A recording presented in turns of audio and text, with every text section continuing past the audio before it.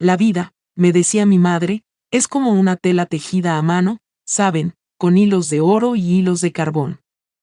El engaño de un esposo, por terrible que sea, a veces solo desgarra un pedazo de esa tela, pero la traición de un hijo, la traición de la propia sangre, esa desgarra el corazón entero, lo arranca de raíz, y te deja un vacío que ni el tiempo ni la soledad logran cerrar. Esta historia, mis queridos oyentes, no es de infidelidad conyugal, sino de un tipo de traición más profunda, la que te llega al alma, la que te mide el verdadero valor en una nota de 100 pesos. Pero antes de continuar, recuerda de suscribirte a este canal y de dejarnos en los comentarios desde donde nos miras. Nos encanta saber hasta dónde llegan nuestras historias. Yo no era una mujer de fortuna, permítanme que les aclare. Mi vida con Ricardo, mi esposo, fue una vida de esfuerzos medidos, de sacrificios constantes, de mirar el precio de las cosas 2 veces antes de llevarlas a casa. Pero éramos felices, éramos un equipo.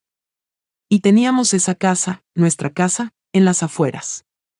No era una mansión, no, pero era un refugio, un santuario que nos había costado 30 años de hipotecas, de cuotas apretadas y de sueños aplazados. Era el único patrimonio real, la única herencia que le dejaríamos a nuestra única hija, Sofía. Ricardo murió en primavera, justo cuando los jazmines empezaban a florecer con ese aroma dulce que ahora me parece tan engañoso. Su partida fue inesperada, un infarto fulminante que lo tomó mientras leía el periódico en la sala. El dolor fue sordo, como un golpe bajo, un vacío que la casa entera pareció absorber. Pero la vida, me enseñaron mis padres, no se detiene a llorar por mucho tiempo, especialmente cuando hay deudas que pagar. Ricardo me dejó una pensión modesta, suficiente, sí, para el día a día, pero me dejó también esa gran losa, ese peso enorme en la espalda, la hipoteca de la casa. Y la hipoteca, créanme, era un monstruo. Nuestra hija, Sofía, una abogada brillante, astuta, de esas que manejan cifras que yo jamás podría imaginar, me había prometido, con la mano en el pecho, que ella se haría cargo. Recuerdo sus palabras, claras y firmes, justo después del entierro, mientras estábamos en la cocina, con el silencio de Ricardo todavía flotando en el aire. Ella me dijo, mamá, no te preocupes por el pago. Tú ya sufriste bastante. Céntrate en ti, en el luto. Yo me encargo. Mi esposo y yo tenemos la estabilidad, y esta casa debe ser tuya, sin deudas. Esa promesa, esa certeza, fue mi único consuelo en esos primeros meses de viudez. Sofía ya estaba casada, vivía en la prosperidad, en un barrio que yo solo conocía por la televisión. Yo sentía orgullo por su éxito, aunque me dolía su distancia. Pero, poco a poco, esa distancia se volvió más fría, más calculada, más evidente. Un mes después del funeral, su actitud se congeló por completo. El calor que había en su voz se extinguió. Sus visitas se hicieron espaciadas, demasiado breves, y sus llamadas, secas, sin esa chispa de amor filial que toda madre espera. Recuerdo que venía, se tomaba un café con prisa, miraba el reloj constantemente y hablaba solo de su trabajo, de sus juicios, de las reuniones que tenía. Yo ya no era su madre, la mujer que la había criado, no, yo era una carga, un mueble viejo y polvoriento que estorbaba en el camino de su nueva vida. Yo sentía el peso de mi edad, el peso de mi soledad en esa casa que, irónicamente, nos había costado toda una vida construir con tanto esfuerzo. La hipoteca, ese monstruo, no se pagaba sola, y aunque Sofía me aseguraba que el dinero ya estaba depositado, la presión silenciosa, el miedo que me despertaba a las 3 de la mañana, crecía en mi estómago. Y entonces llegó. Llegó ese día que marcó el punto de no retorno, el día que selló mi destino, que me obligó a mirar la verdad de mi hija a los ojos. Fue una mañana de invierno, gris y fría, una mañana con ese frío que se te mete hasta los huesos, sin importar cuántos abrigos te pongas. Yo estaba en el patio, tratando de podar unas rosas para mantenerme ocupada, luchando contra la maleza, luchando contra la depresión. Sofía había venido de visita, había tomado un café rápido, muy rápido, y me dijo que tenía una urgencia, que debía irse de inmediato. Apenas me dio un abrazo. Cuando me despedí de ella en el portón, sentí un escalofrío que no era del invierno. Era un presentimiento. Volví a la cocina, con las manos llenas de tierra y el corazón inquieto. Y allí estaba. Lo vi de inmediato. Encontré un pequeño billete, doblado de forma descuidada, allí, sobre la mesa de formica, junto a un bote de café instantáneo a medio terminar. No había un adorno, no había una flor, solo ese billete. Me acerqué, con la respiración contenida, y lo desdoblé. Era un billete de 100 pesos. Doblada junto a él, estaba una nota, escrita con su hermosa caligrafía profesional, con esa letra elegante que había aprendido en la universidad. Era una caligrafía que ahora me parecía burlona. La nota decía, y aún puedo recitarla de memoria, palabra por palabra: mamá, sé que estás justa. Te dejo estos 100 pesos, compra algo de comer. No te preocupes por el pago de la hipoteca este mes, ya no puedo ayudarte. Véndela. Llama a un agente. Me senté en la silla, o más bien, me caí. 100 pesos. 100 pesos era el precio que ella le ponía a mi dignidad, el precio de mi vida entera, de la memoria de su padre. Me estaba diciendo: madre, vales esto, 100 pesos, y ya no me sirves. Eres un estorbo que debe ser liquidado. La hipoteca no pagada, la amenaza latente de perderlo todo, y ese billete humillante. Fue la traición más cruel, la puñalada más profunda. Miré el billete de 100 pesos y me pregunté: ¿había criado a un monstruo? ¿Había dedicado toda mi vida a esto? El dolor se transformó en algo más, algo mucho más frío que la rabia. Era el vacío. No lloré. No pude, no tenía lágrimas.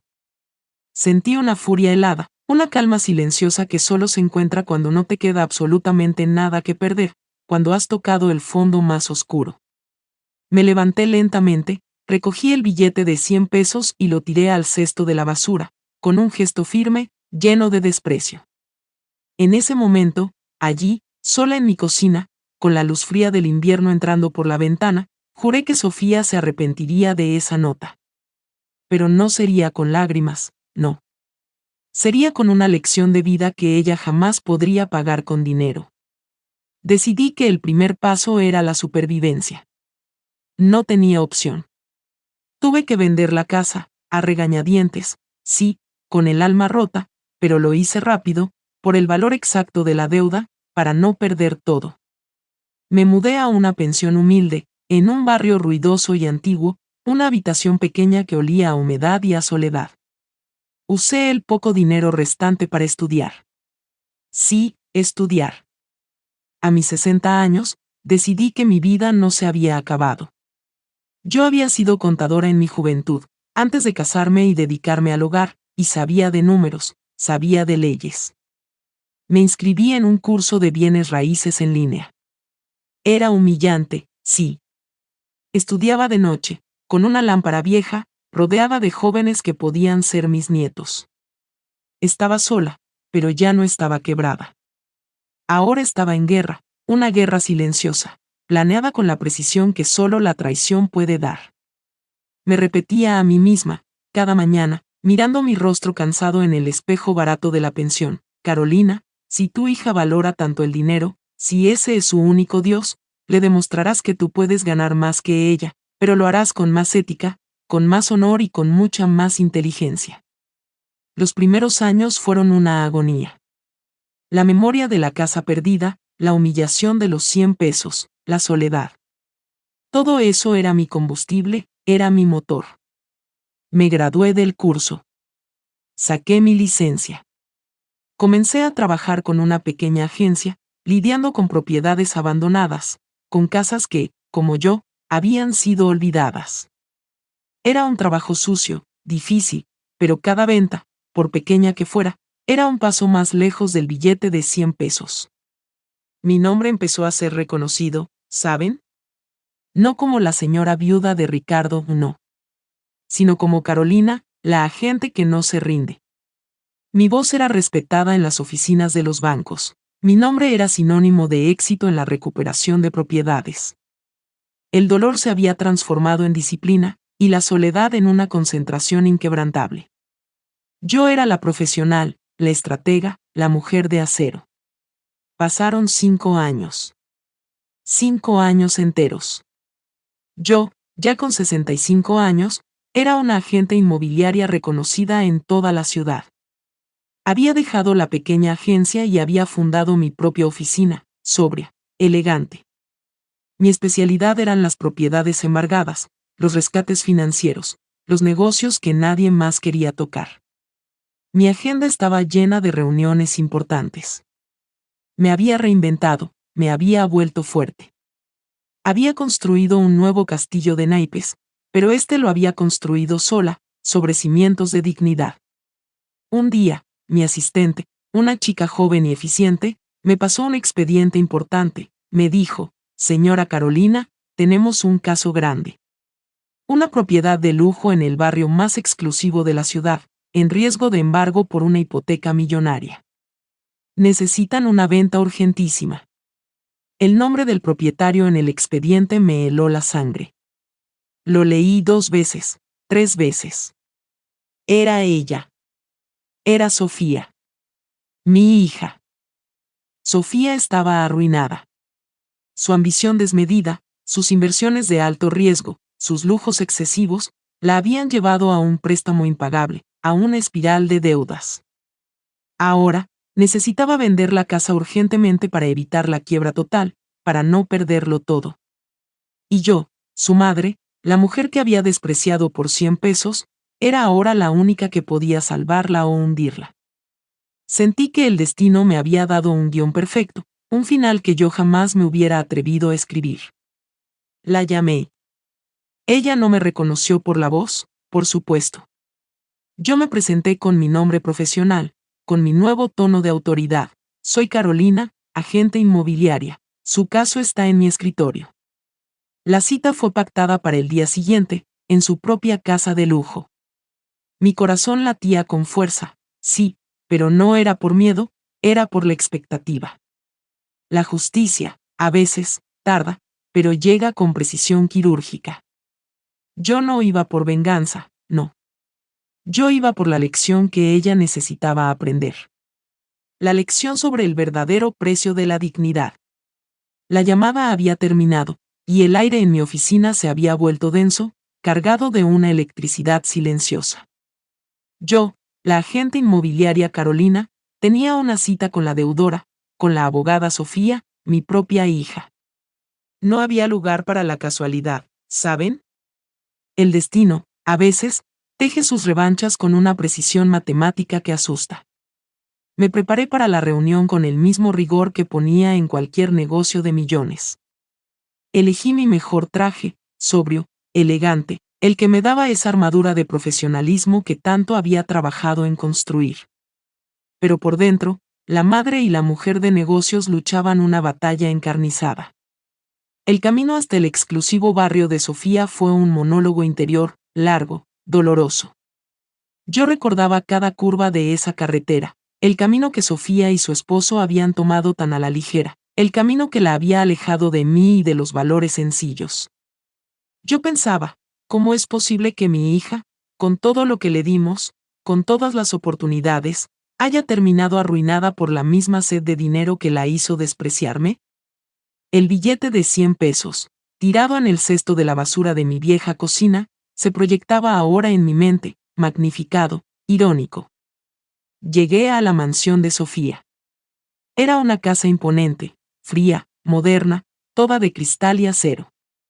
Una jaula de oro, pensé con amargura. Toqué el timbre. La puerta se abrió, y allí estaba. Ella. Sofía estaba vestida impecablemente, como siempre, pero sus ojos, esos ojos que yo conocía desde su nacimiento, delataban el pánico, el miedo, la desesperación. Había ojeras, una tensión en su mandíbula que la hacía lucir frágil, vulnerable. Entré. Nos sentamos en su sala, un espacio amplio, lleno de muebles caros que ahora parecían fantasmas de una riqueza a punto de esfumarse. Había un silencio incómodo, Ese silencio que antecede a las grandes revelaciones, a los grandes cataclismos.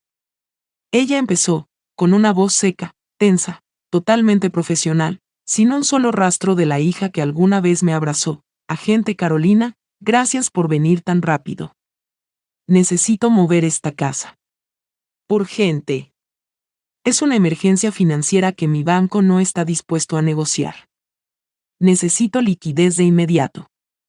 Yo la miré fijamente, estudiándola, dejando que el silencio actuara. Tomé una pausa larga, una pausa muy, muy larga, antes de pronunciar la frase que lo cambiaría todo. Le dije, con mi voz de agente, grave y mesurada, Sofía, ¿de verdad no reconoces la voz de tu madre? La reacción de Sofía fue, créanme, todo lo que un dramaturgo podría soñar. Se quedó paralizada, como si le hubieran cortado el aliento. Su rostro perdió todo el color, se puso blanco, ceniciento. Se puso de pie, temblando, la copa de agua que sostenía se deslizó de su mano y cayó a la alfombra, sin que a ninguna de las dos nos importara.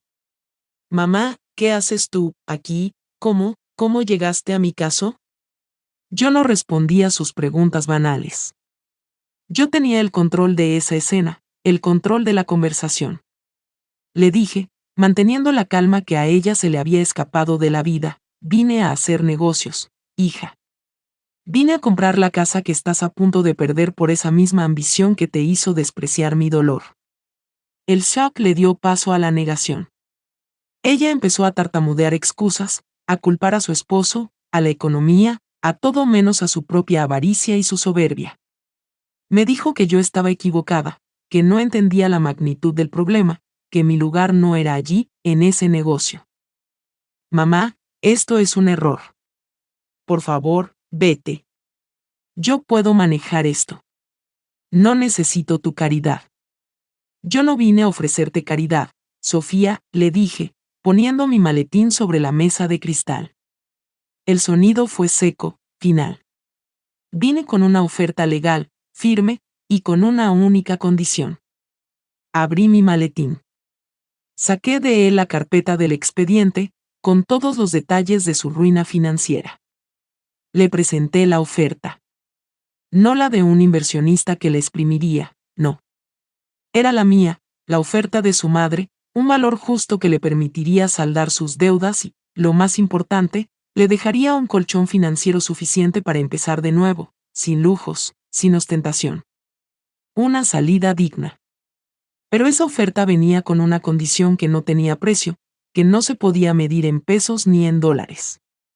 Le dije, con la voz grave, pausada, llena de la autoridad que me habían dado esos 5 años de lucha, te daré esta suma, Sofía, te salvaré de la cárcel, te daré una segunda oportunidad, pero quiero que me devuelvas algo que te llevaste de mi casa. Algo que no se compra con dinero. Ella me miró con los ojos anegados en lágrimas, sin entender.